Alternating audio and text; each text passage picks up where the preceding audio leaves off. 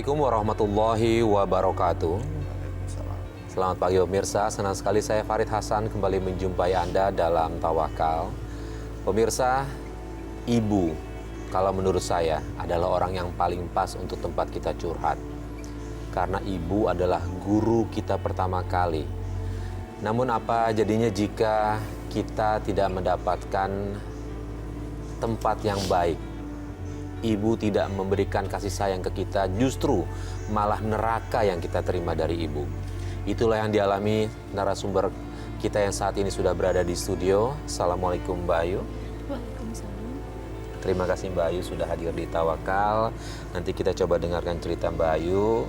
Nanti kita coba akan ada solusi dan nasihat dari Bapak Ustadz Natawi Al-Zastro. Assalamualaikum Pak Ustadz. Waalaikumsalam warahmatullahi wabarakatuh. Terima kasih Pak Ustadz juga sudah hadir bersama Sama-sama kami di Mas Farid. Tawakal. Alhamdulillah. Baik.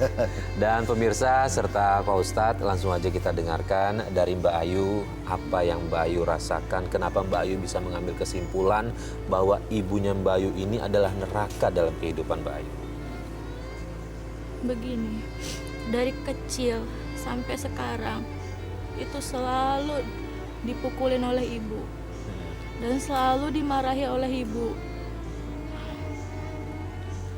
Boleh tahu kenapa kok ibunya Mbak Ayu bisa ringan tangan seperti itu sama Mbak Ayu? Saya juga nggak tahu seperti itu. Saya nggak berasa mempunyai kasih sayang seorang ibu. Ibu itu berasa seperti ibu tiri. Aku iri dengan ibu-ibu yang lain, diberi kasih sayang, tapi aku tidak sama sekali. Bahkan setiap hari saya dipukulin, dan juga adik saya selalu dipukulin pakai sapu.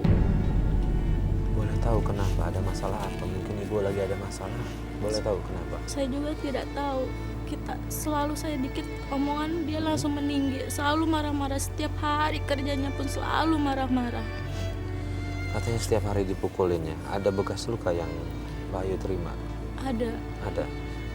Itu di bagian punggung belakang, dan nggak cuma saya aja, tapi adik saya pun selalu dipukulin.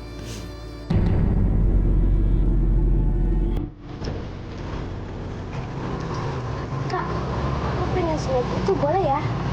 Jangan, dagangan ibu kan nggak laku tahu. Nanti kalau kamu ketahuan ibu dimarahin. Berna, ibu lagi ke pasar. Bilangin ibu.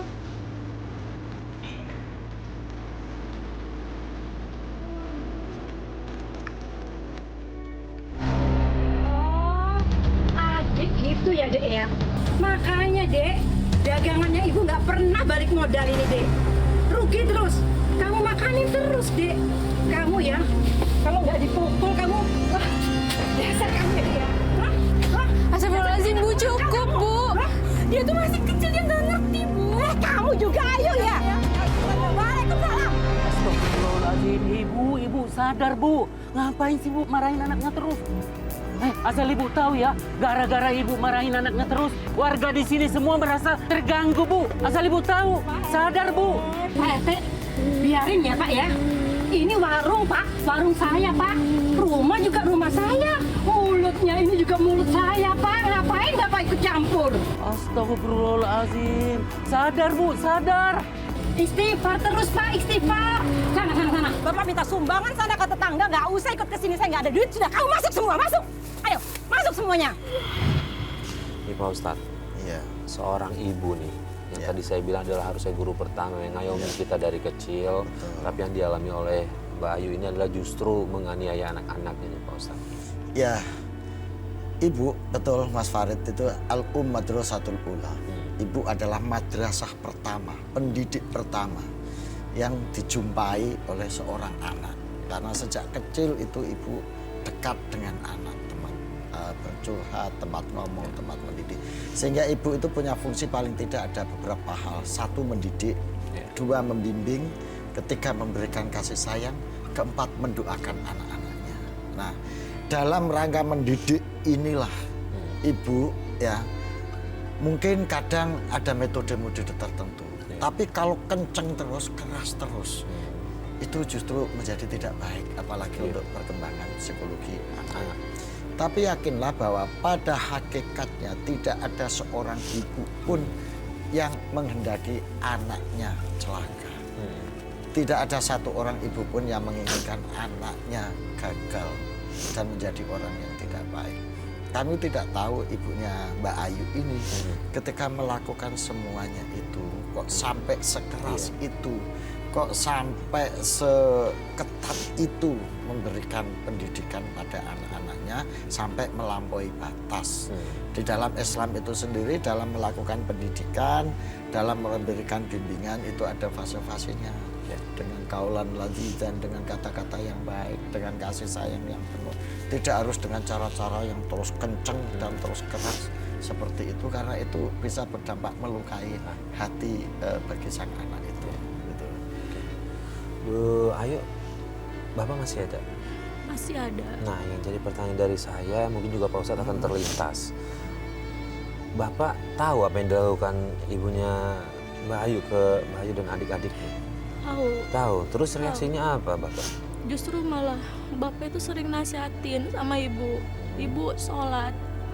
Tapi ibu tuh nggak pernah mau sholat. Malah ibu tuh selalu menyepelekan Bapak. Malah dibilang, buat apa sholat? Nggak ada gunanya. Toh kita masih begini-gini aja. Nggak pernah akan jadi kaya.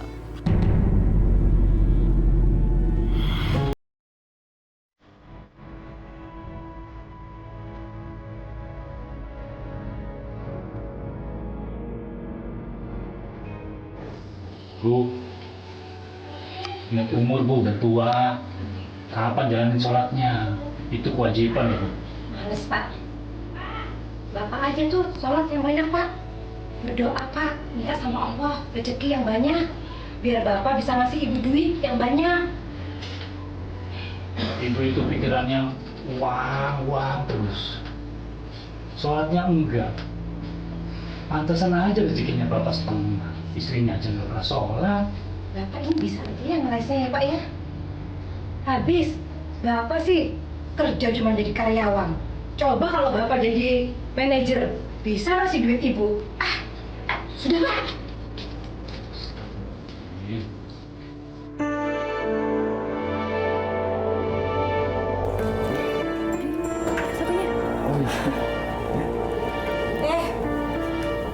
Ini lagi asik-asik pacaran di sini.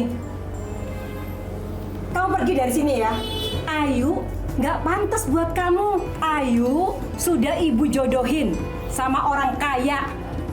Kamu tuh cuman karyawan biasa. Kamu bisa nggak beliin Ayu mobil? Astagfirullahaladzim, Bu. Ibu jangan ngomong kayak gitu. Ayu malu, Bu. Ayu tuh sayang sama dia, Bu. Ibu jangan kayak gitu dong, Bu. Yuk, kamu mau susah lagi hidupmu? Iya, susah kayak bapak kamu itu. Astaga. Jadi kamu selama ini susah sama saya? Iya, saya susah sama bapak. Dasar istri nggak tahu diuntung, saya tanam.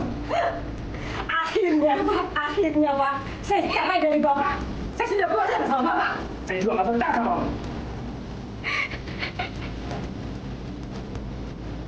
Ayo, ibu kamu tuh kamu sakit. Maafin bapak ya. Ya. Warung pun nggak pernah akan jadi ramai. Setiap hari saya selalu aja dinasihatin sama bapak, udah kamu sholat. Ibu pun selalu seperti itu sholat, tapi sama sekali sampai sekarang nggak pernah sholat ibu, nggak pernah. Ini kita udah dapat intinya nih, Pak Ustadz. Ternyata keadaan perekonomian mereka tidak terus naik, bahkan tetap aja jalan di tempat. Nah, ibunya menyalahkan itu ke suami. Iya, ini pangkalnya menurut saya di sini, Mas. Jadi fi qulubihim maradun fazadahumullahu maradan. Jadi ini dalam bahasa Al-Quran, ibu ini tertutup hatinya. Hati yang keras, hati yang tertutup, itu tidak bisa menerima hidayah, tidak bisa menerima saran kebaikan. Jadi apa yang dilakukan oleh ayahnya Mbak Ayu ini sudah benar. Sebagai kepala keluarga, sebagai ayah, sudah memberikan nasihat yang baik kepada istri yang menjadi tanggung jawabnya. Ini bagian dari pengamalan ayat ku anfusakum wa ahlikum naro. Jagalah keluargamu, ya, dirimu dari api neraka. Tanggung jawab ini dilakukan oleh ayahnya Mbak Ayu dengan cara mengingatkan ketika melihat ibu bersikap keras pada anak. Sehingga kalau sudah kelewatan begini ini, mohon maaf ini Mas Farid ya, Mbak Ayu, kayaknya ibu sudah melampaui batas-batas pendidikan itu. Saya khawatir ini hanya sekedar menjadi ekspresi kejengkelan, ekspresi kebencian, ekspresi pelampiasan dari kekalutan-kekalutan itu, sehingga larinya ke anak-anak atas nama pendidikan, atas nama jalan yang baik, akhirnya melakukan kekerasan-kekerasan seperti ini. Ini Masya Allah, kalau ada perempuan, istri dinasihati suami untuk melakukan tindakan baik, menjalankan syariat, kok melawan, ini sudah Masya Allah ini Mas Farid, gitu ya. Jadi kata salah satu kaul ulama, itu ini boleh dicerai kalau sudah melakukan hal-hal seperti ini. itu. Nah, meskipun sebagian ulama lagi mengatakan jangan, tetap dipertahankan. Karena belum tentu ketika dicerai dia menjadi lebih baik. Tetap aja dipertahankan dengan dididik sebaik-baiknya. Nah ini Mbak Ayu, Bapak sama Ibu gimana? Terus atau cerai? Sebenarnya sudah bercerai. Saya pun hingga depresi, saya sampai keluar dari rumah selama 5 tahun. Giliran saya balik lagi karena saya kasihan sama adik saya. Saya takut dia diapa-apain sama ibu. Tapi giliran udah saya balik lagi ke rumah, ternyata ibu udah nikah lagi sama berondong. Dan itu saya bukannya senang atau apa, tapi saya jijik.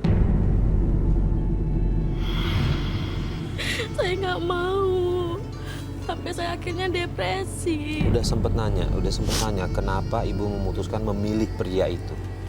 Saya juga nggak pernah tahu dan saya nggak mau menanyakan. Saya lebih baik menahan. Saya lebih adik. Saya ingin menjaga adik saya. Akhirnya sampai seperti saya juga sering dipukulin. Adik saya juga sering dipukulin.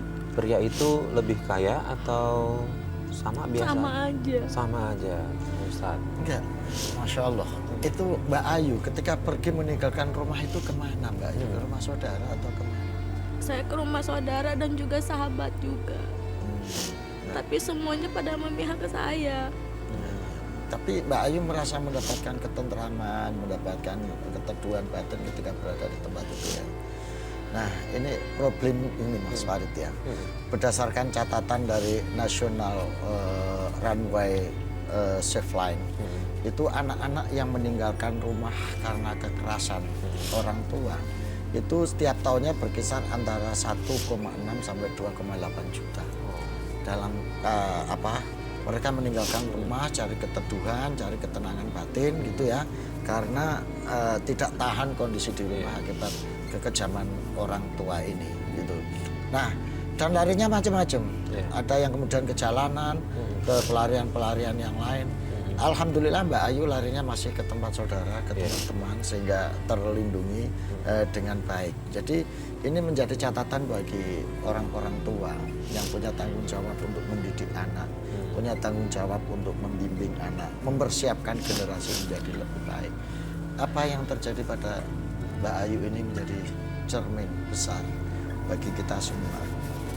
Bagaimana kehidupan keluarga dengan bimbingan agama yang kuat, dengan bimbingan agama yang baik, menjadi fondasi dalam keluarga. Kalau saya melihat apa yang dilakukan oleh ayah Mbak Ayu ini sudah benar. Dengan mencoba dengan pendekatan agama, mengajak ibunya untuk sholat, mengajak ibunya untuk menjalankan syariat secara benar. Tapi ternyata ibunya ini berkeras hati. Jadi hatinya masih tertutup, hatinya masih terhijab oleh kebaikan-kebaikan. Ini menjadi problem utama. Setelah mereka pisah, ayah tinggal di mana? Ayah tinggal di kampung. Terus Karena Mbak Ayu nggak ikut ayah pada saat yang 5 tahun itu, nggak sama sekali nggak ketemu ayah? Enggak, soalnya pada saat ibu mau cerai, sebenarnya di sisi lain juga aku senang biar bapak tuh lega. Tapi di sisi lain aku tuh nggak bisa karena mama tuh pasti maunya tuh sama aku dan juga adik aku udah nggak bisa lepas. Oke, jadi terus kemudian memutuskan pulang. Nah pada saat pulang dia sudah nikah lagi ya, gitu Sudah ya. nikah lagi. Kemudian perlakuannya apakah masih sama ke Mbak Ayu? Masih sama, masih terus menyiksa. Terus menyiksa. Makanya saya lebih baik tinggal sama bapak, lebih tenang, dan juga adik saya. Nggak ada keinginan untuk misalnya pergi gitu bawa adik ke kampung gitu untuk ketemu sama bapak? Ada. Ada. Terus kenapa nggak Akhirnya saya dilakukan? nggak tahan, saya udah bawa aja ke rumah bapak. Akhirnya sudah kabur dari situ. Kabur dari situ. Oke, terus kemudian? Cuman selama di rumah itu benar-benar saya jijik, tapi suaminya malah memperkosa saya. Astagfirullahaladzim.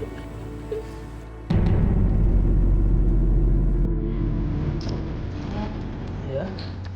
Kalau TV-nya gitu-gitu terus ya.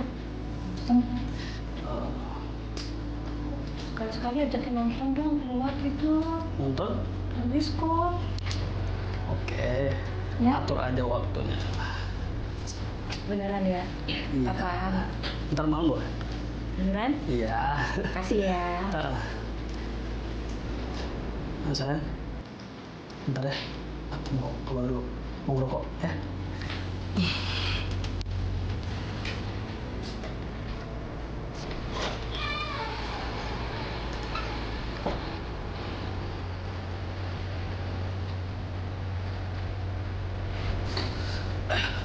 Ngapain kamu di sini? Mau pakai kamar mandi ya? Iya, tapi berdua sama kamu.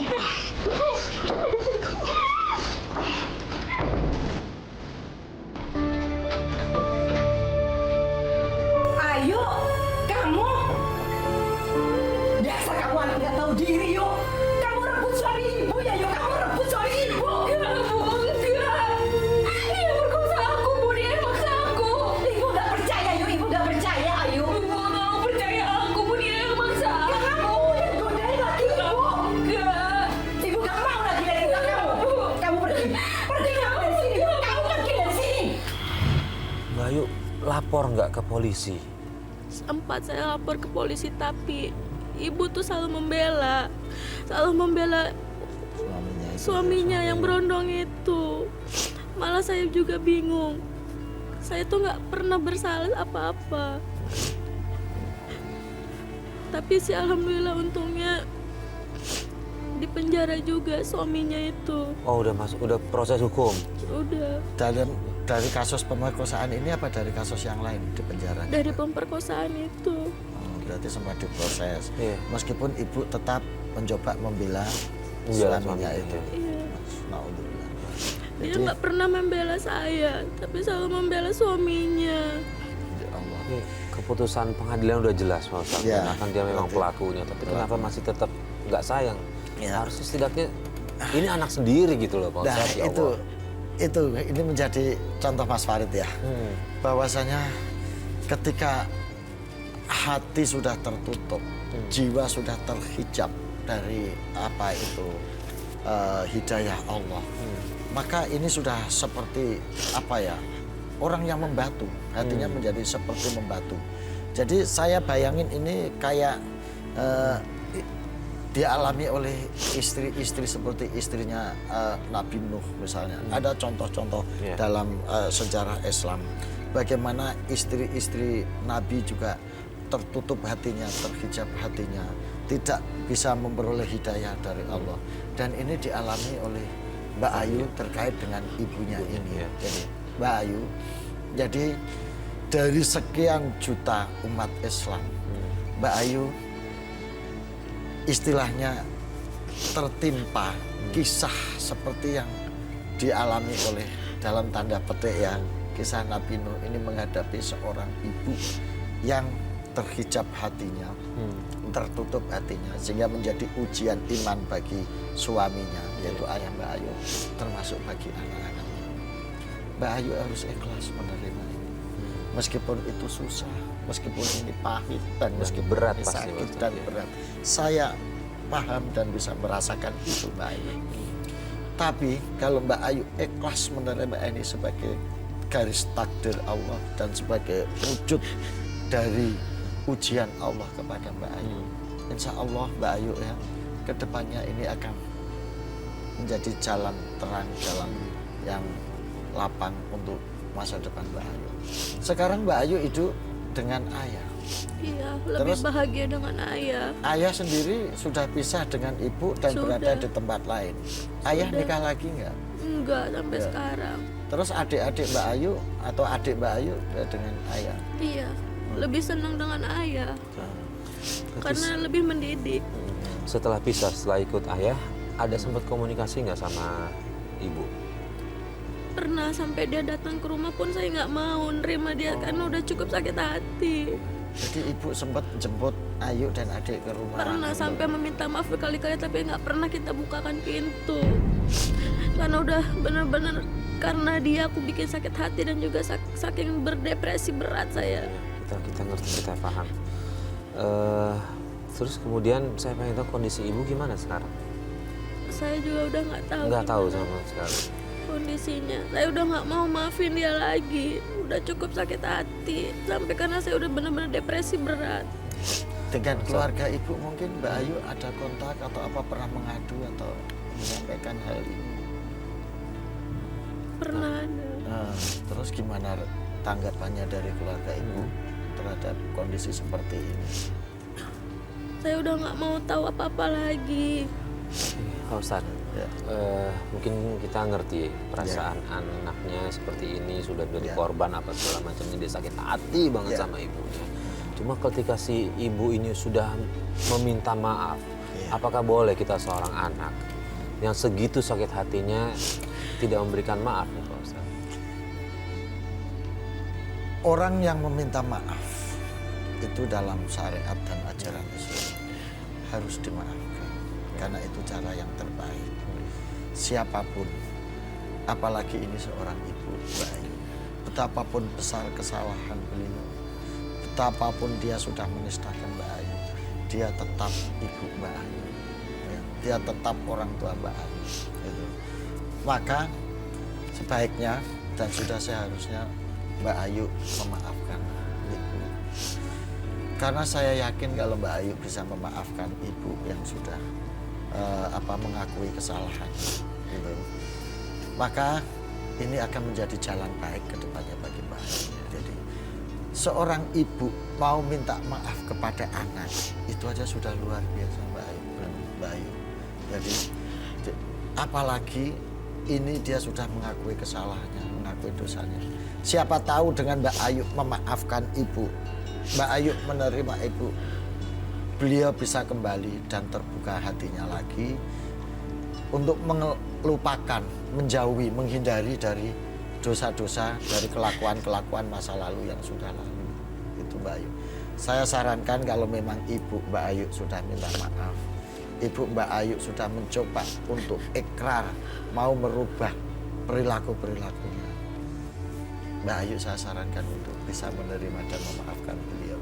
Karena sedosa apapun, senista apapun, sesakit apapun, beliau tetap ibu Mbak Ayu. Gitu. Begitu saran saya. Mbak Ayu, kalau seandainya ada ibu Mbak Ayu di sini, Mbak Ayu mau nerima? Nggak mau. Saya udah cukup sakit hati, nggak mau. Mbak Ayu, kalau menurut saya apa yang di Ustaz Zastro bilang, Iya, Mbak Ayu. itu baik sekali kalau menurut saya. Enggak. Cobalah kita yang membuka diri kita. Betul. Kenapa tidak? Kita coba maafkan ibu kita. Mbak Ayu, ini jalan Mbak Ayu masih panjang. Iya. Mbak Ayu masa depannya masih jauh, ya. Sedosa apapun, sesalah apapun, dia tetap orang tua yang melahirkan Mbak Ayu. Orang tua yang pernah menghadirkan Mbak Ayu ke dunia ini, menjadi sarana kehadiran Mbak Ayu ke dunia ini. Gitu. Mbak Ayu, sebelumnya saya mohon maaf. Ini kita di ujung telepon sudah ada Kenapa harus Ibu telepon Juwarni. dia? Saya nggak mau. Nah gini Mbak Ayu, kita coba niat untuk Iya. memperbaiki ini semua. Biar bagaimanapun nggak ada yang namanya bekas ibu. Iya. Seburuk-buruknya kesalahan ibu, dia sudah mau minta maaf sama Mbak Ayu.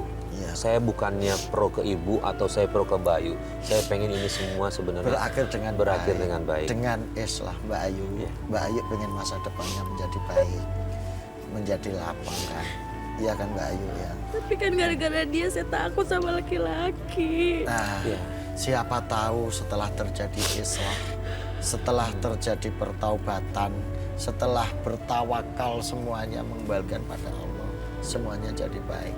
Jadi begini Mbak Ayu, saran saya, terima maaf ibu, terima pengakuan ibu, Meskipun untuk sementara Mbak Ayu tidak harus kumpul bersama ibu. Mbak Ayu tetap kumpul dengan ayah. Mbak Ayu tetap berbahagia dengan keluarga adik dengan adik-adik di ayah. Tapi ketika orang tua sudah meminta maaf, seharusnya seorang anak memaafkan orang tuanya itu. Kalau belum bisa kumpul, belum bisa menerima secara fisik, paling tidak maafnya diterima dulu sambil didoakan supaya ibunya berubah. Mbak Ayu, sebenarnya dari tadi jaringan telepon udah kita buka. Ini udah pasti ibunya Mbak Ayu dengar nih apa yang Mbak Ayu katakan nih. Ya, coba dulu kita sapa. Assalamualaikum Ibu Juwarni. Waalaikumsalam warahmatullahi. Ibu Juwarni, dari tadi kita udah buka line teleponnya Ibu ya. Berarti Ibu secara langsung sudah bisa mendengar tadi barusan Ibu Ayu bercerita soal keluh kesahnya dia, apa yang dia rasakan dari semua perlakuan Ibu ke Ayu. Gimana komentar Ibu setelah mendengar ini? Saya benar-benar sangat bersalah atas saya. Saya percaya sama kelakuan dia. Nah, ya kok. Ayo, maafin ibu nak. Ibu sering hidup dengan saya ketemu kamu.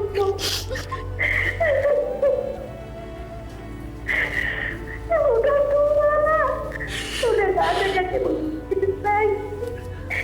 Ibu hanya bikin anak ibu. Ibu bikin, ya Bu Juwarni coba tarik nafasnya, Istighfar, istighfar. Bu Juwarni istighfar, yang tenang ya. Yang tenang Bu Juwarni istighfar. Ini anak ibu lagi bersama kami. Mohon yang tenang, istighfar. Istighfar ya, baru bicara supaya bisa tenang hatinya Bu Juwarni.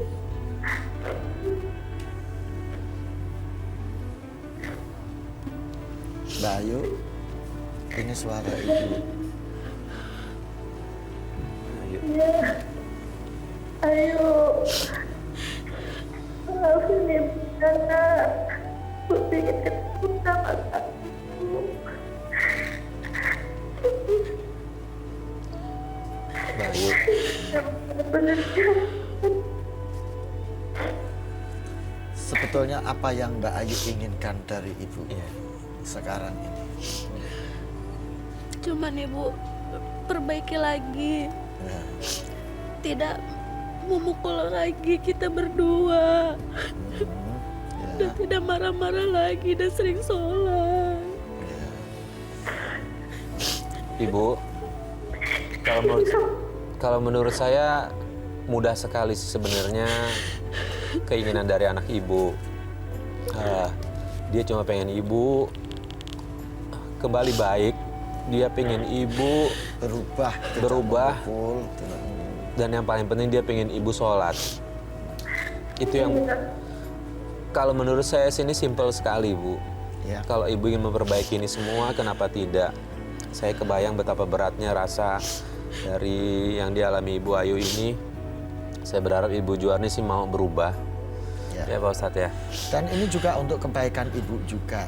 Yang diinginkan Mbak Ayu ini dari ibu adalah untuk kebaikan ibu, untuk kebaikan keluarga, dan untuk kebaikan anak-anak ibu sendiri dan diri ibu sendiri.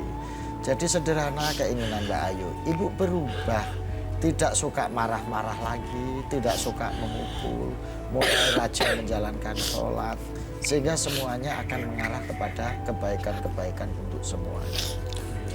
Mungkin Mbak Ayu masih ada unek-unek Ya, yang dia mau ingin disampaikan disampaikan kepada ibu, ya, sekaligus mendeklarasikan bahwa Mbak Ayu sudah menerima maafnya ibu dengan syarat atau apa bagaimana. Monggo Mbak Ayu silakan supaya semuanya lega. Cuman itu aja. Kalau Ibu udah berubah baru saya bisa maafin. Iya, ibu bisa. Aku sayang sama Ibu. Masya Allah. Kamu sama kamu. Ibu dengar pengakuan anaknya kan. Mbak Ayu masih sayang kepada ibu meskipun ibu menyakiti dan masih menganggap ibu sebagai ibunya. Karena Iya. Karena Iya. ibu udah yang lahirin aku, dimanapun nggak ada mantan ibu, tetap ibu yang aku sayang. Insya Allah. Maafin ya, maafin ibu. Ibu janji, ubah semua jadi baik. Mbak Ayu, sampai berapa lama Mbak Ayu kira-kira bisa menerima ibu dan ibu punya kesempatan untuk menunjukkan perubahan itu? Dalam 1 bulan, jika ibu sudah berubah, saya akan maafin ibu. Insya Allah. Dan saya akan kunjungin ibu, walaupun ibu udah nggak sama bapak lagi. Ibu Juarni dengar Ibu? Iya, ayo.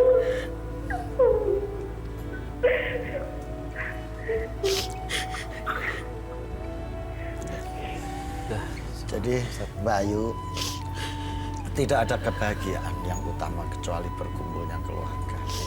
Entah berkumpul secara fisik, entah berkumpul secara hati. Kalau melihat suasananya ini kan, ibu ini sudah berumah tangga dengan suaminya yang baru, Mbak Ayu. Ya. Dan Mbak Ayu sudah kumpul dengan ayahnya. Maka seandainya ini perkumpulan adalah perkumpulan pertautan hati, supaya masing-masing bisa hidup berbahagia, terjalin silaturahim. Mbak Ayu doakan ibunya ya. Doakan mudah-mudahan hatinya berubah. Setiap sholat Mbak Ayu, tolong doakan ibunya dengan membaca Allahumma layyin qalbi li, ya, Allahumma layyin li qalbaha. Ya Allah, lembutkan untukku hati ibu saya. Ya, kama layyantal hadid, kama layyantal Dawuda ilal hadid, sebagaimana engkau melembutkan besi yang di tangan oleh Nabi Daud. Nanti kita tuliskan doanya kalau Mbak Ayu belum menghafalnya. Hafal ya. Jadi itu dibaca, didoakan untuk ibu. Mudah-mudahan hatinya ibu terbuka. Mudah-mudahan hatinya ibu menjadi lembut sehingga bisa berubah perilakunya. Amin. Terima kasih Pak Ustadz, terima kasih Pak Ayu. Dan pemirsa, akhirnya sampai di sini Tawakal. Terima kasih atas perhatian Anda. Satu pesan dari saya adalah balas keburukan dengan kebaikan. Itu yang bikin hati kita lebih tenang dari segala gundah gulana. Wabillahi taufiq wal hidayah. Wassalamualaikum warahmatullahi wabarakatuh.